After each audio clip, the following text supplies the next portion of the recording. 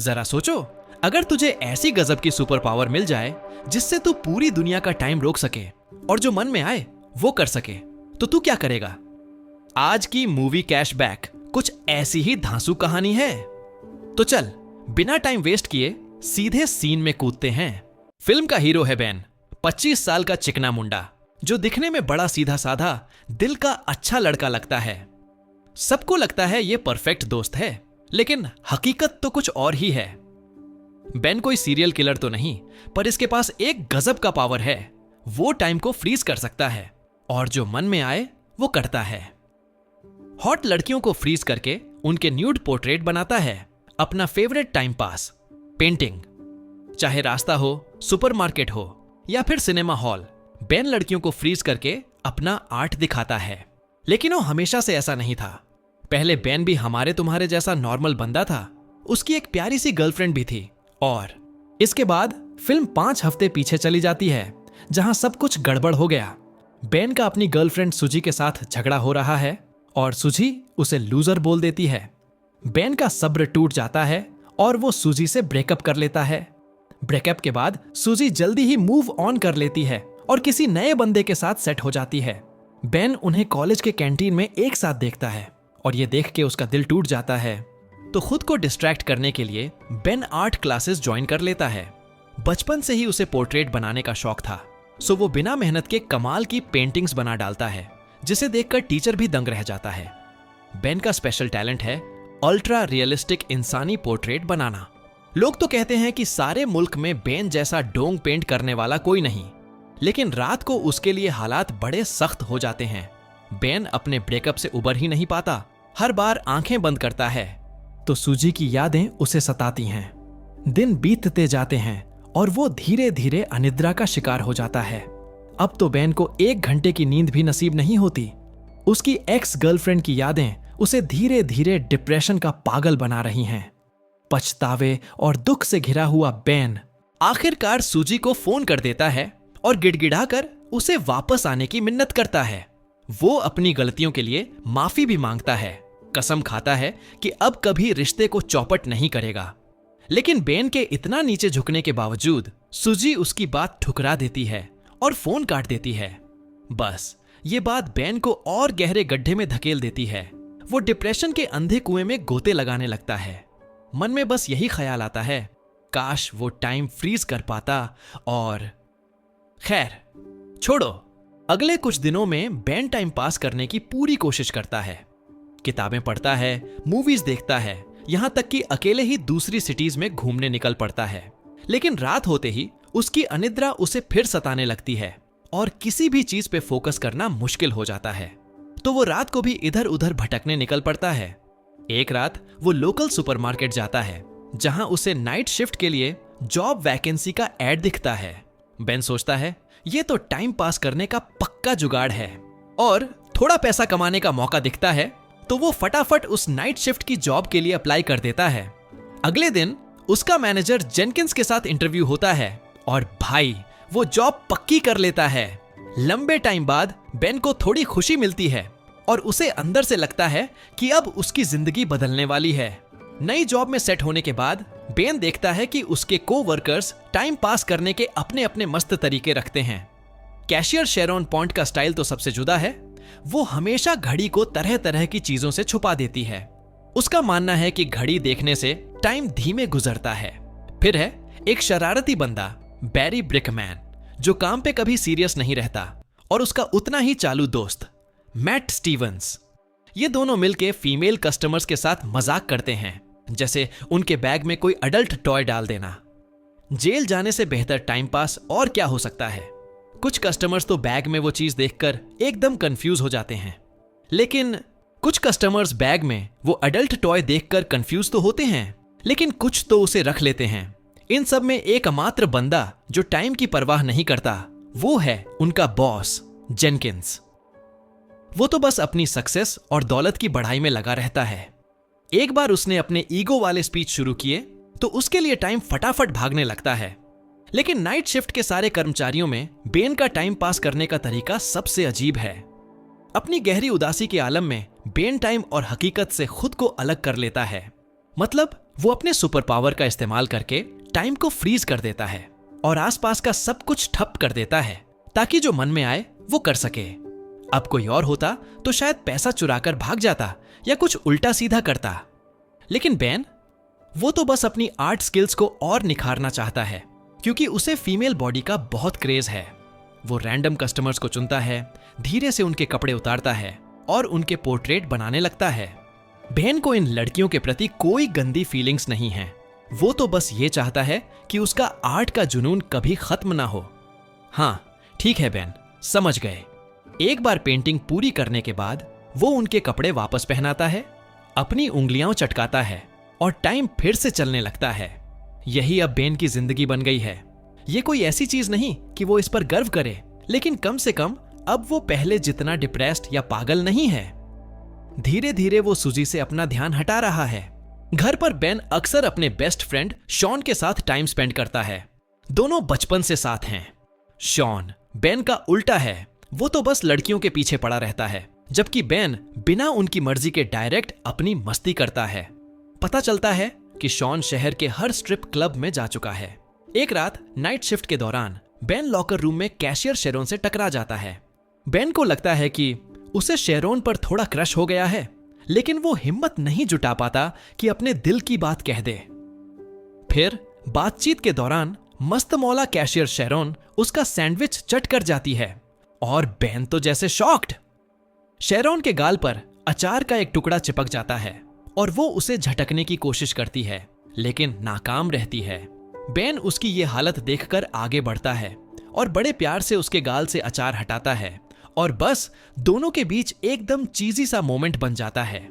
मन में तो बेन सोच रहा है, काश एक दिन मैं तेरा गाल अपने अचार से सजा सकूं।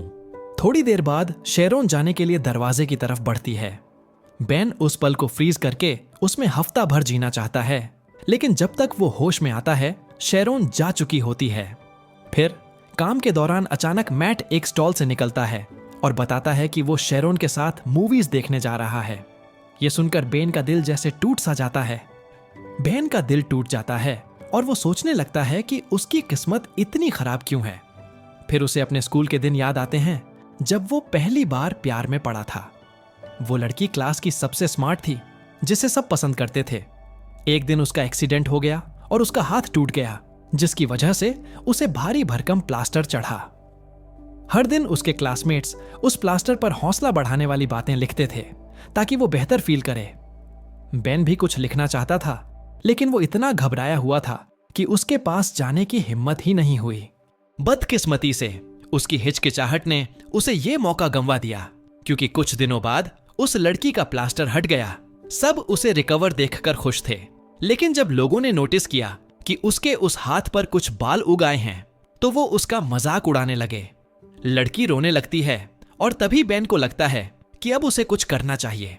बेन उस लड़की को एक कोने में ले जाता है और उसे ढांढस बंधाता है। कहता है कि चाहे कुछ भी हो, वो उसके साथ रहेगा। जल्दी ही दोनों अच्छे दोस्त बन जाते हैं और फिर धीरे धीरे प्यार हो जाता है। एक दिन वो लड़की अचानक बेन के पास आती है और पूछती है कि क्या वो उसे किस करना चाहता है। बेन बिना दो बार सोचे हाँ बोल देता है और दोनों वीकेंड पर अपनी फेवरेट जगह मिलने का प्लान बनाते हैं। बेन तो खुशी से फूला नहीं समाता, क्योंकि ये उसका पहला किस होने वाला है। अगले कुछ दिन वो इतना एक्साइटेड रहता है कि नींद ही नहीं आती। जब वीकेंड आता है वो सुबह सुबह उस जगह पहुंच जाता है। सारा दिन इंतजार करता है, लेकिन लड़की नहीं आती और उसका दिल टूट जाता है। अगले दिन स्कूल में बेन को पता चलता है कि वो लड़की अपने मम्मी पापा के साथ दूसरे शहर शिफ्ट हो गई है। ये पहली बार था जब बेन को इतना बेबस और उदास महसूस हुआ। अब वापस प्रेजेंट में जेनकिंस अपने सारे कर्मचारियों को इकट्ठा करता है और सबको बोलता है कि वो अपने दोस्तों के साथ एक फ्रेंडली फुटबॉल मैच खेलने वाले हैं। बेन और बाकी सबका तो खेलने का बिल्कुल मन नहीं, लेकिन उनके पास कोई चारा नहीं। मैच के दौरान सुपरमार्केट की टीम बुरी तरह हार रही होती है, क्योंकि साफ है कि किसी को खेलना नहीं आता। सामने वाली टीम गोल पे गोल ठोक रही है और स्कोर 26-0 हो जाता है। जब बेन का सब्र टूट जाता है, वो टाइम फ्रीज कर देता है और रिलैक्स करने लॉकर रूम चला जाता है। अचानक एक बंदा खुद को अनफ्रीज करता है और भाग निकलता है। ये देखकर पता चलता है कि बेन अकेला नहीं है जिसके पास ये सुपर पावर है। थोड़ी देर बाद बेन बाहर आता है, उंगलियां चटकाता है और टाइम फिर से नॉर्मल हो जाता है। उसी गर्मजोशी में मैट इतनी बेतरतीब ढंग से बॉल किक करता है कि वो सीधा जेनकिंस के मुंह पे जा लगती है। जेनकिंस को फटाफट हॉस्पिटल ले जाया जाता है और बाकी सारे टीममेट्स अपने अपने घर चले जाते हैं, जिससे बेन और शेरोन अकेले रह जाते हैं। अगले सीन में दोनों पास के एक ढाबे पर रुकते हैं और एक दूसरे को बेहतर जानने की कोशिश करते हैं। वहां बेन को पता चलता है कि शेरोन असल में सिंगल है और मैट तो बस उसके साथ डेटिंग का मजाक कर रहा था। फिर शेरोन बेन के साथ अपने सपने शेयर करती है और बेन भी अपने दिल की बात बताता है। शेरोन कहती है कि वो हमेशा से एक पेंटर से मिलना चाहती थी, क्योंकि उसे लगता है कि वो लोग चीजों की असली खूबसूरती देख सकते हैं, शायद बिना उस खूबसूरती की मर्जी के भी, कौन जाने। बातचीत के दौरान साफ पता चलता है कि दोनों में जबरदस्त केमिस्ट्री है। इस अनऑफिशियल डेट के बाद बेन शेरोन को उसके घर तक छोड़ने जाता है और फिर थोड़ा अटपटा सा मोमेंट बनता है जब वो उनका पहला किस बिगाड़ देता है।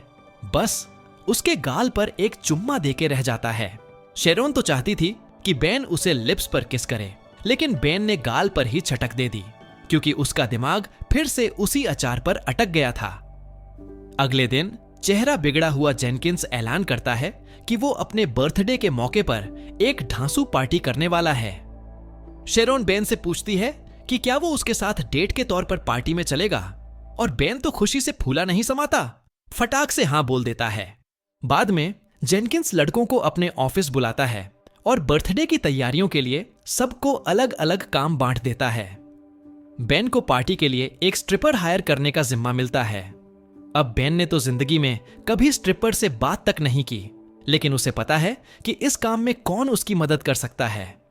फिर बाद में बेन अपने जिगरी दोस्त शॉन से मदद मांगता है और वादा करता है कि अगर काम हो गया तो उसे पार्टी में ले जाएगा। दोनों फिर एक लोकल क्लब में जाते हैं, जहां शॉन अपने तजुर्बे का इस्तेमाल करके पार्टी के लिए एक लड़की हायर कर लेता है। अगली सुबह बेन को एक अनजान नंबर से कॉल आता है। कॉल करने वाला बंदा खुद को आर्ट का दीवाना बताता है और कहता है कि शहर में उसकी एक आर्ट गैलरी है, जहां वो बेन की पेंटिंग्स डिस्प्ले करना चाहता है। यह सुनकर बेन तो खुशी से झूम उठता है, क्योंकि पहली बार किसी ने उसके आर्ट की तारीफ की है। लेकिन बेन को क्या पता कि यह कॉल तो बैरी और मैट का मजाक था। उस रात बेन पार्टी के लिए तैयार होकर शेरोन को लेने जाता है। जैसे ही शेरोन दरवाजा खोलती है, बेन खुशी खुशी उसे बताता है कि एक मशहूर ऑर्गेनाइजेशन उसकी आर्ट वर्क डिस्प्ले करना चाहता है। शेरोन दिल से उसे बधाई देती है और फिर दोनों पार्टी के लिए निकल पड़ते हैं। जब वो पहुंचते हैं, पार्टी पहले से ही जोरों पर है। शॉन को एक लड़की से रिजेक्शन मिल रहा है, मैट और बैरी पागलों की तरह डांस कर रहे हैं और जेनकिंस डीजे बजा रहा है। तभी बैरी की नजर अपनी एक्स गर्लफ्रेंड सुजी पर पड़ती है, जो वहां मौजूद है। पता चलता है कि वो जेनकिंस के भाई की गर्लफ्रेंड है। उसी वक्त स्ट्रिपर आती है और पार्टी में आग लगा देती है। खासकर शॉन तो उसके साथ तुरंत कनेक्शन बना लेता है। इधर बेन बाथरूम की तरफ जाता है, जहां उसकी मुलाकात सुजी से हो जाती है। सुजी बिना वक्त गंवाए कहती है कि वो चाहती है और फिर से कपल बन जाना चाहती है। बेन बिल्कुल नहीं चाहता, क्योंकि उसे तो अपनी जिंदगी की मोहब्बत शेरोन मिल चुकी है। लेकिन ये पागल सुजी जिद पकड़ लेती है। अचानक वो बेन को जबरदस्ती किस कर देती है। बेन फटाक से उसे धक्का मारकर पीछे हटाता है, लेकिन जब वो पलटता है तो देखता है कि शेरोन ने सारा तमाशा देख लिया। बेन उसे समझाने की कोशिश करता है कि बात वैसी नहीं है जैसी दिख रही है, लेकिन मासूम शेरोन एक शब्द सुने बिना चली जाती है। थोड़ी देर बाद बेन सीधा शेरोन के अपार्टमेंट पहुंचता है और सब कुछ समझाने की कोशिश करता है, लेकिन शेरोन का गुस्सा 7वें आसमान पर है। वो बेन पर गालियां बरसाने लगती है और बेन भी नाराज होकर वहां से निकल लेता है। इस ब्रेकअप की वजह से बेन फिर से डिप्रेशन और अनिद्रा के दलदल में फंस जाता है। अब उसे बस उस कथित आर्ट गैलरी कंपनी के अपॉइंटमेंट का इंतजार रहता है, जिसने उसे कॉल किया था। अगले सीन में वो दिन आ जाता है और बेन अपनी कुछ बेस्ट आर्ट वर्क्स लेकर वहां पहुंचता है। लेकिन जैसा कि उम्मीद थी, गैलरी का मालिक कहता है कि उसने कोई अपॉइंटमेंट बुक ही नहीं किया। बेन को एहसास हो जाता है कि उसके साथ मजाक हुआ है, लेकिन जैसे ही वो वहां से निकलने वाला होता है, गैलरी के मालिक की नजर शेरोन की कुछ स्केचेस पर पड़ती है और वो उन्हें देखने को कहता है। जैसा कि उम्मीद थी, उसे वो स्केचेस बहुत पसंद आते हैं और वो बेन को अपनी गैलरी में एक रात अपनी आर्ट वर्क डिस्प्ले करने का मौका देता है। कुछ दिन बाद शेरोन को बेन के आर्ट डिस्प्ले का ऑफिशियल इनविटेशन मिलता है। भले ही वो बेन से नाराज है, फिर भी वो गैलरी जाने का फैसला करती है। जब शेरोन वहां पहुंचती है तो वो दंग रह जाती है, क्योंकि सारी आर्ट वर्क्स उसी की हैं। पता चलता है कि बेन ने दूसरी औरतों के पोर्ट्रेट बनाना बंद कर दिया था और अपना सारा वक्त शेरोन के लिए लगाया। वो शेरोन को ही अपनी जिंदगी का प्यार मानता था और अब उसकी नजरें किसी और पर टिकती ही नहीं थीं। किसी और औरत पर नजर नहीं जाती। लेकिन शेरोन सोच में पड़ जाती है, भाई इसे कैसे पता कि मेरे निप्पल्स की शेप कैसी है। खैर, उसी वक्त शेरोन और बेन की मुलाकात होती है। बेन पार्टी वाली रात का सीन समझाने की कोशिश करता है, लेकिन शेरोन कहती है कि अब उसकी कोई जरूरत नहीं। उसने बेन की पेंटिंग्स देखकर समझ लिया कि वो उससे कितना प्यार करता है। बस फिर क्या, दोनों करीब आते हैं और आर्ट गैलरी के बीचों बीच एक रोमांटिक किस शेयर करते हैं। आखिरी सीन में बेन अपने सुपर पावर का इस्तेमाल करता है और सब कुछ फ्रीज कर देता है। लेकिन इस बार खास बात यह है कि शेरोन भी इस फ्रोजन दुनिया में हिल डुल सकती है। दोनों फिर बाहर बर्फबारी में निकलते हैं, जहां लाखों बर्फ के फाहे हवा में ठहरे हुए हैं। आखिर में ये लवबर्ड्स एक बार फिर किस करते हैं और फिल्म एक हैप्पी नोट पर खत्म हो जाती है। और हाँ, ऐसे ही मजेदार रिकैप्स के लिए सब्सक्राइब कर दे भाई।